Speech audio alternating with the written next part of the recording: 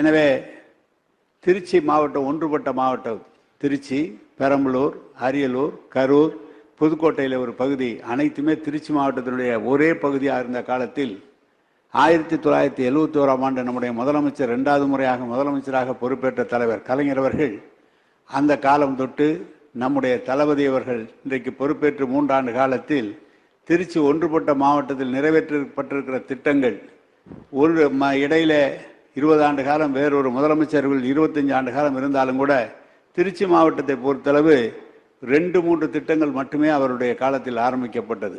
மற்ற அனைத்துமே கலைஞர் அவர்களாலும் தளபதி அவர்களாலும் இன்றைக்கு ஆரம்பிக்கப்பட்டு திருச்சி மக்களுக்கு வழங்கி இருக்கிறார்கள். நான் தளபதி முதலமைச்சர் அவர்களுக்கு ஒரு உறுதியை நான் தேர்தலுக்கு முன்னும் சொன்னேன், இப்போதும் சொல்கிறேன். டெல்டா மொத்தம் 44 தொகுதிகளை கொண்டது டெல்டா. கரூரில் ஆரம்பித்து நாகப்பட்டினம் வரை இருப்பது 44 தொகுதிகள்.